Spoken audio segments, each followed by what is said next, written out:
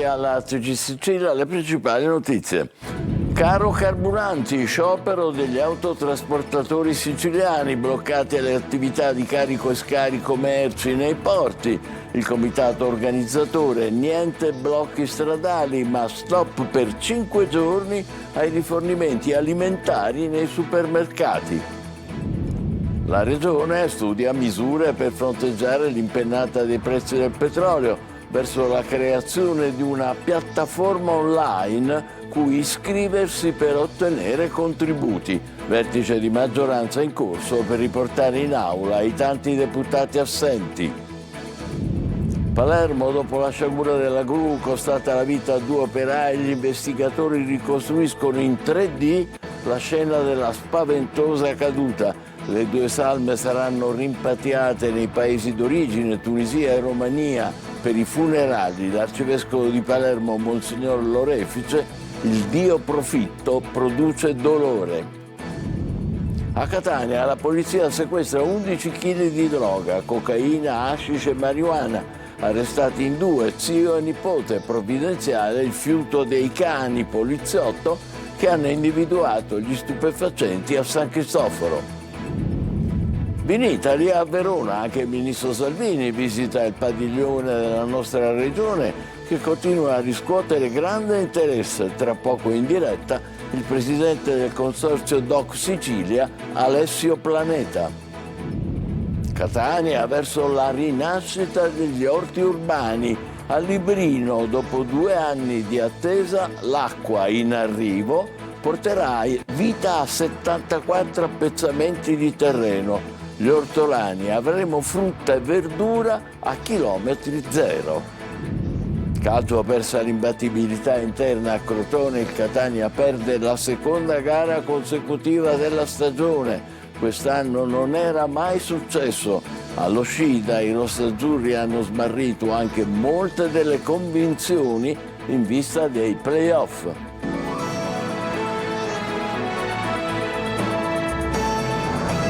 Bentrovati, dunque scioperano gli autotrasportatori siciliani contro costi, tasse e caro carburanti. Bloccate le operazioni di carico e scarico merci con i mezzi fermi nei porti siciliani. L'agitazione programmata per 5 giorni produrrà vuoti negli scaffali dei supermercati. Roberta Lunghi.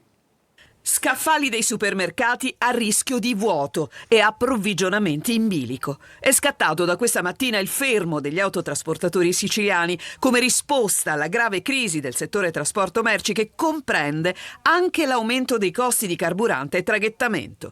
Per 5 giorni nei porti commerciali dell'isola si fermano le operazioni di carico e scarico dei semirimorchi con una adesione che sfiora il 90% delle imprese aderenti al Comitato Trasportatori Siciliani.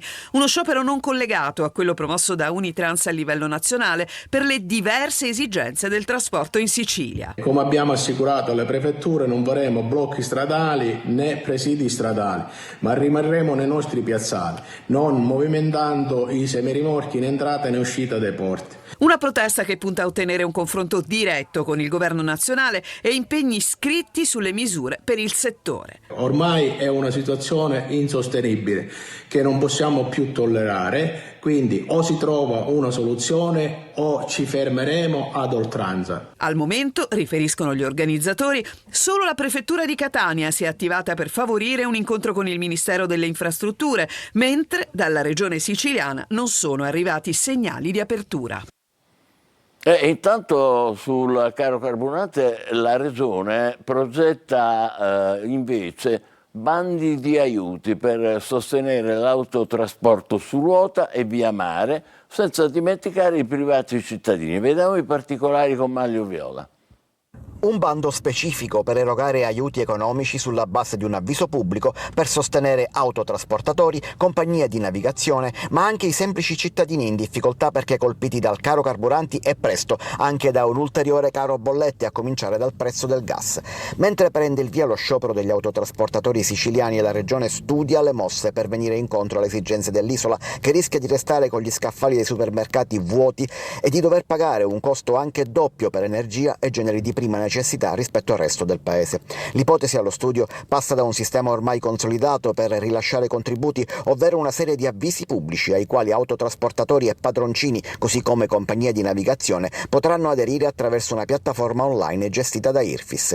In seguito alla presentazione delle domande, la redazione di una graduatoria e l'erogazione dei contributi in via diretta.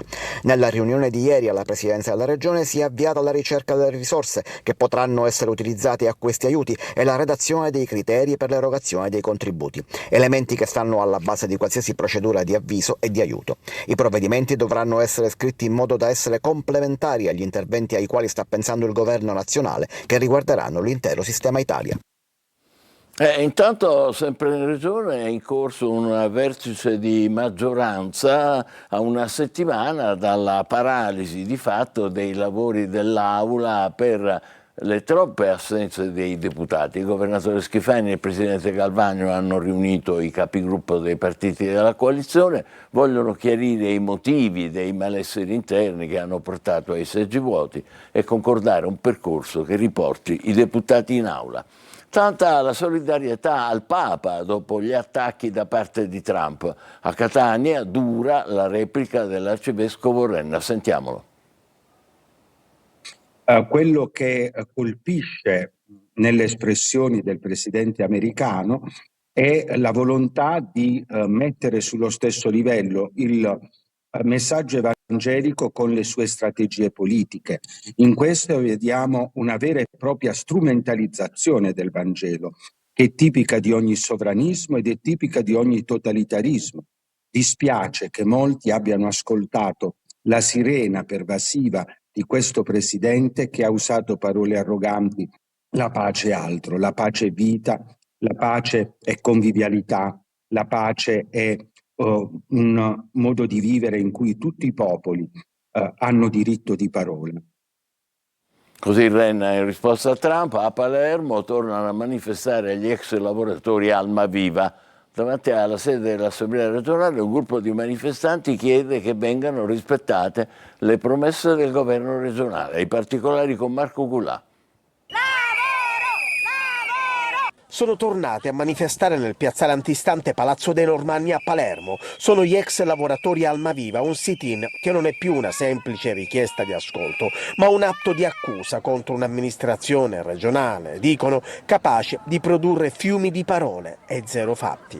Le promesse sulla rioccupazione attraverso il servizio 116-117, aggiungono, e i progetti di dematerializzazione sono rimaste chiuse nei cassetti. Siamo in attesa della firma di un emendamento, di un decreto affinché venga istituito un bacino per gli ex lavoratori Almaviva. L'istituzione, questo servirebbe anche per il riimpiego in un progetto che seguiamo già da 3 anni per l'impiego di questi operatori, queste lavoratrici e lavoratori al 116-117. Stiamo vivendo già da 3 anni l'umiliazione, la mortificazione della nostra dignità. Noi ricordiamo a tutti che abbiamo perso il lavoro perché abbiamo lavorato per una commessa di pubblica utilità, ovvero per il 1500 numero di emergenza Covid. Lavoravamo da 20 anni in Almaviva, siamo stati spostati di questa commessa e questo ci ha causato il licenziamento. Fa rabbia perché tutti i nostri ex colleghi che non erano stati spostati nelle nostre commesse lavorano tutti. Gli operai morti in via Marturano a Palermo, eseguite le autopsie, l'arcivescovo Lorefice dice: il Dio profitto produce morte. Le salme dei 2 lavoratori saranno rimpatriate nei loro paesi d'origine, Tunisia e Romania. Marco Gulà ancora.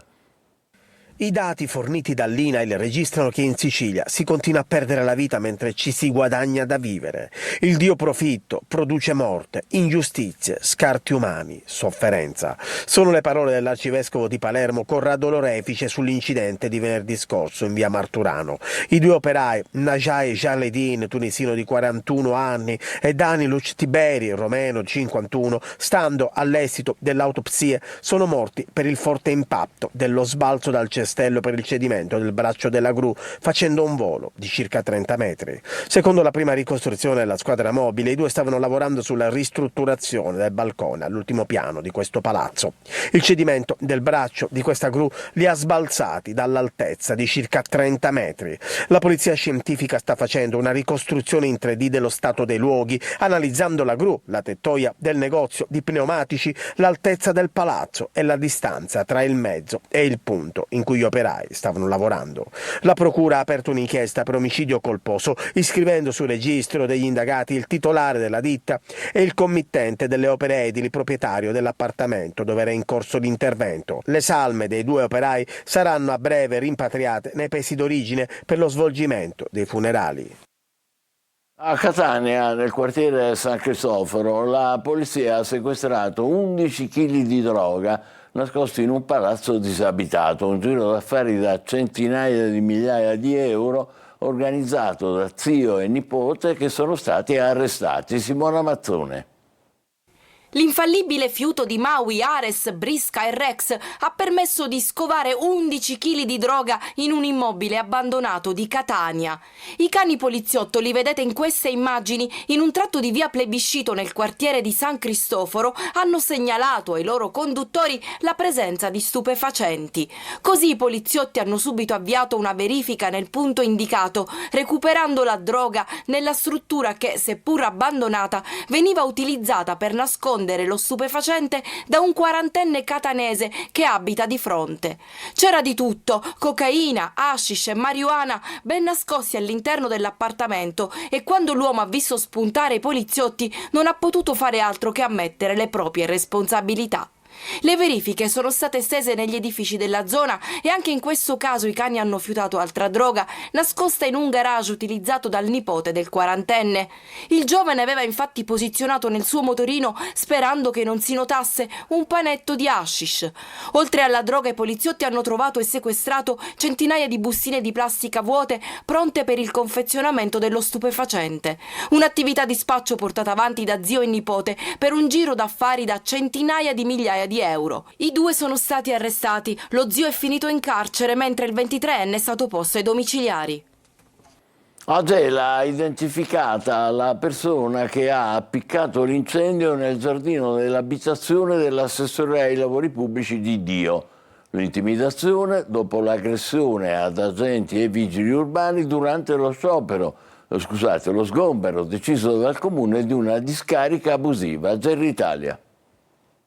L'incendio doloso divampato nella notte tra domenica e lunedì aveva colpito l'area esterna dell'abitazione dell'assessore ai lavori pubblici Luigi Di Dio, ma questa volta le fiamme non hanno lasciato spazio a dubbi né a lunghe indagini. La risposta della polizia è stata immediata. Gli agenti del commissariato intervenuti sul posto hanno avviato accertamenti serrati, riuscendo in poche ore a identificare il presunto responsabile del rogo. Si tratterebbe di una componente di un nucleo familiare residente in via Lipari, a breve distanza dalla casa dello stesso assessore. La famiglia, già nota alle forze dell'ordine, era finita al centro di un'operazione di sequestro solo pochi giorni prima. Sabato scorso, infatti, gli stessi agenti avevano sgomberato un'area pubblica trasformata in discarica abusiva proprio nelle disponibilità di quel nucleo. Secondo quanto ricostruito, le tensioni sarebbero iniziate proprio in quell'occasione. Minacce dirette all'assessore e ai suoi familiari, culminate poi nell'atto intimidatorio della notte, il danneggiamento del giardino dell'abitazione. A confermare l'escalation è stato lo stesso Di Dio, che già nella mattinata successiva all'attentato aveva parlato apertamente di intimidazioni subite. Sicuramente un avvertimento per quanto è successo nei giorni passati. Infatti in questi giorni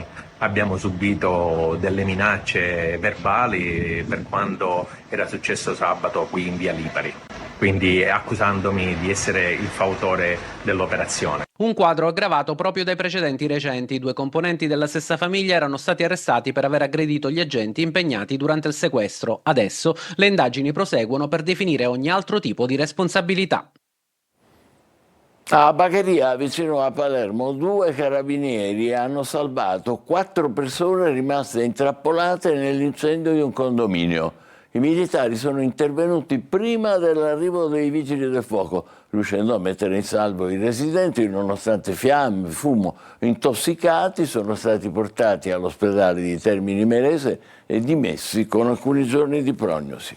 E adesso andiamo al Vinitaly a Verona, terza giornata di grande attività negli stand dedicati ai vini siciliani. Oggi anche il ministro Salvini ha visitato il padiglione della nostra regione, lo vedremo tra poco nelle immagini. Intanto ci colleghiamo in diretta con Verona, eccolo qua, dove c'è il neoeletto presidente del consorzio DOC Sicilia, Alessio Planeta. Benvenuto. Come va, Presidente, questa edizione del Vinitaly? Che segnali arrivano dell'interesse dei visitatori per i vini DOC siciliani? Grazie Direttore, buongiorno. Allora, è stato un inizio, devo dire, abbastanza brillante, nel senso che i primi 2 giorni e mezzo di fiera sono sembrati molto positivi, una grande affluenza negli stand. La Sicilia ha fatto un padiglione più ampio con una zona dedicata ai vini bio, andando a intercettare quello che è sicuramente un trend importante, a un'area food e un'area dell'assessorato ai beni culturali, in maniera tale da raccontare il vino siciliano insieme a una serie di altre cose che sono fondamentali.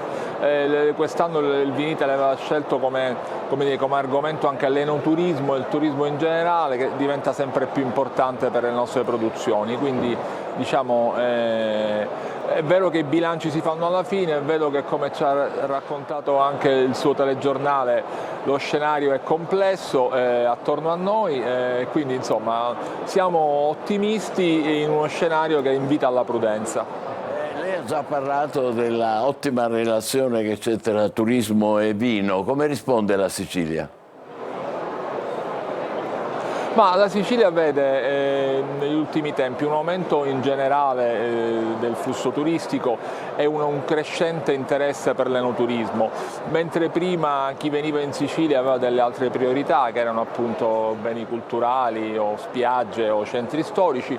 Ora il tipo di visitatore che apprezza anche un certo stile, un certo ritmo di vita, va nelle cantine. Molte cantine hanno attrezzato delle attività, delle experience, degli alberghi anche nelle zone rurali, nelle zone attorno alle cantine, e questo è un trend importantissimo perché allunga il tempo di permanenza del visitatore. Quindi per noi più voli in Sicilia vorrà dire più turisti, e poi c'è anche l'effetto nostalgia. Chi va in vacanza in un posto come la Sicilia sicuramente ti lascia qualcosa nella memoria, poi torna a casa e magari rivive l'esperienza del viaggio attraverso un bicchiere di vino. Quindi insomma noi in uno scenario, ripeto, non facile, abbiamo sicuramente delle cose da raccontare. Non c'è dubbio, grazie al Presidente del Consorzio DOC Sicilia, Alessio Planeta. Noi adesso rientriamo nella nostra terra, Catania, rinascita degli orti urbani. Dopo 2 anni di attesa, tra meno di un mese arriverà l'acqua e porterà vita a 74 appezzamenti di terreno a Librino, e gli ortolani preannunciano: avremo frutta e verdura a chilometro zero. Torino De Mana. Sono seduti attorno al tavolo, parlano ed insieme aspettano l'acqua che negli orti urbani di Librino manca da 2 anni. L'attesa però sta per finire, visto che i lavori dovrebbero concludersi tra meno di un mese, ponendo fine al calvario degli ortolani che si arrangiano da troppo tempo. Con i palazzi di Librino sullo sfondo, piccoli appezzamenti di terreno torneranno ad essere affollati e coltivati. Per poter coltivare qualche lattuga, qualche pomodoro, in poche parole abbiamo dovuto prendere i bidoni con l'acqua e portarcela a piede, perché come vedete non possiamo entrare con le macchine. Ora che arriverà l'acqua, lei cosa farà in questi orti? Ma tutto quello che abbiamo fatto sempre, l'aglio, i cipolli, melenzane, i pomodori, tutte le verdure. Non si ferma un attimo l'assessore comunale alle manutenzioni e al verde pubblico Petra Lia. È stato un impegno diretto preso dal sindaco Trantino e dall'intera amministrazione. Da qualche mese ci lavoriamo in maniera intensa per trovare delle risorse, abbiamo trovato delle soluzioni all'interno delle stesse casse comunali. Tra poco arriverà fiducia e acqua. Tempi? Diciamo che la ditta che ho incontrato qualche giorno fa e che ci sta lavorando ha garantito che nel giro massimo di un mese, quindi 20 giorni, un mese, tutti gli orti saranno nuovamente forniti d'acqua. Mentre si annaffiano i ravanelli, presto vedremo pomodori, melanzane, zucchine rigorosamente a chilometri zero. Lei come si chiama? Giovanni. Quanti anni ha? 86. Cosa coltiverà in questi orti? Pomodori, melanzane, Signora, così facciamo una bella pasta alla norma. Buon appetito, ha ragione la signora. Andiamo a Scicli, dove l'arte salva la natura. L'artista Sasha Vinci ha demolito un fabbricato abusivo e ha restituito così alla città la vista di un'antica chiesa rupestre, Santa Maria Piedigrotta. Servizio di Veronica Barbarino. L'arte contemporanea non solo come forma, ma gesto vivo, capace di incidere nella realtà e trasformarla. Nel cuore del barocco ebleo a Scicli, nella suggestiva cava di San Bartolomeo, il visionario artista Sasha Vinci restituisce alla città la bellezza di un luogo. Con la performance Abbattimento, il peso delle ombre infatti ha riportato alla vista di tutti l'antichissima chiesa scavata nella roccia di Santa Maria Piedigrotta. È un'opera d'arte, è un'azione performativa, un'azione coraggiosa, anche visionaria, dove quello che avverrà è l'abbattimento di un abuso edilizio che insiste in questo luogo da circa 50 anni. Noi quello che faremo è abbattere l'abuso, restituire questo luogo alla natura e restituirlo a tutti i cittadini di Scicli. Quella che si compie non è solo una demolizione, ma una rinascita. La performance, infatti, è il primo passo del progetto Teatro Vivo, che nei prossimi mesi trasformerà l'area in un giardino d'autore aperto alla comunità. Uno spazio verde rigenerato dall'arte, dove natura e installazioni dialogano in modo continuo.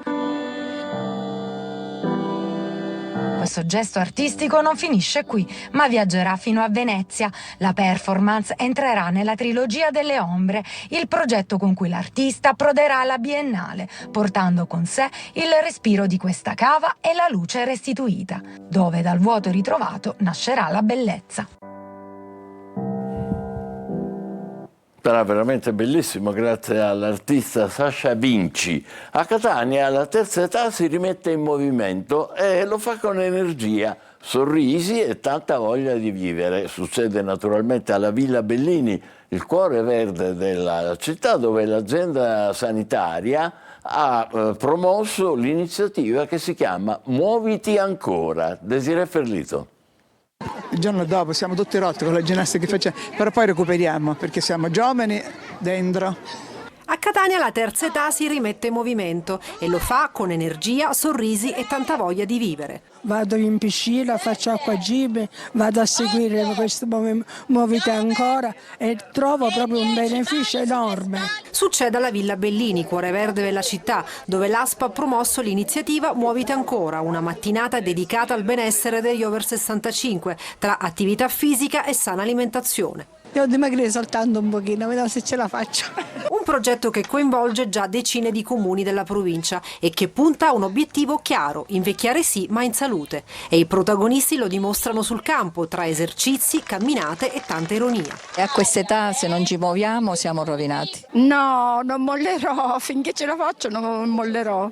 Accanto al movimento anche l'educazione alimentare, con consigli pratici ispirati alla dieta mediterranea e una guida pensata per continuare a muoversi in autonomia. Noi diamo loro l'impegno. Gli over 65, ricordiamo, superano quella fase lavorativa, no, di stress, dar loro ancora attività vita. Spazio anche alla prevenzione con l'invito a partecipare agli screening sanitari, piccoli gesti che possono fare una grande differenza. Sono incontri bisettimanali articolati in 30 comuni della provincia etnea. Muoviti Ancora, così si chiama il progetto, vuole promuovere il valore del movimento. Perché, come ricordano proprio loro, il segreto non è fermare il tempo, ma continuare a viverlo in movimento. Quanto si sente giovane? 20. Giustissimo. Allora, nel momento della nostra pausa, tra poco il calcio con il Catania che perde a Crotone per 2-0, seconda sconfitta consecutiva. State con noi.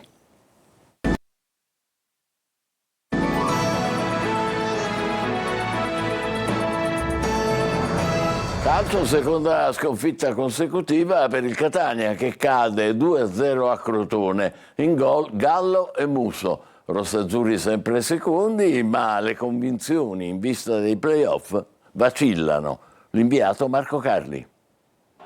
Catania così proprio non va. Seconda sconfitta consecutiva, primo tiro in porta dopo 75 minuti, per non parlare delle idee poche e confuse, della mollezza con cui gli etnei concedono i 2 gol al Crotone. La ricetta Viali per il momento non funziona, la squadra continua a subire e non riesce a costruire, non serve nemmeno la formazione iniziale che riporta in parte il Catania ad alcune sicurezze del recente passato, perché l'equilibrio è sostanziale, ma si capisce che il Crotone può far male se vuole e dopo qualche tentativo ecco la rete. Celli sbaglia, Vinicius imposta, Dini sventa con un miracolo su Gomez lanciato a rete, ma sulla ribattuta del portiere nessuno pulisce l'area e Gallo, in gol sempre col Catania, segna l'1-0. Ci si aspetta la reazione che non arriva, Viali cambia qualche interprete ma i rossoblù colpiscono ancora. Gallo taglia come il burro la difesa con un filtrante che mette Musso davanti a Dini, tocco sotto e gol del 2-0. Il resto è un lento protrarsi verso la fine con Caturano e Forte contemporaneamente in campo, qualche sporadica occasione, la migliore con Bruzzaniti. Viali vuole il sogno, ma per il momento da Crotone arrivano solo domande e riflessioni. Mi devo prendere le responsabilità, ci dobbiamo prendere le responsabilità. Non sono venuto per pettinare le bambole, me ne stavo a casa mia, sono venuto perché ho un grande sogno e io ce l'ho ancora, di regalare a questa città qualcosa di eccezionale. Io questo sogno ce l'ho, pretendo che ce l'abbiano tutte le componenti che girano intorno a questa squadra. E se il risultato del Cosenza sconfitto a Picerno mantiene il Catania vicino al secondo posto finale, ci si chiede, senza risposta, come la squadra vista con Picerno e Crotone possa affrontare con convinzione i play-off. Intanto ci fermiamo qui, grazie per averci seguito, buon pomeriggio.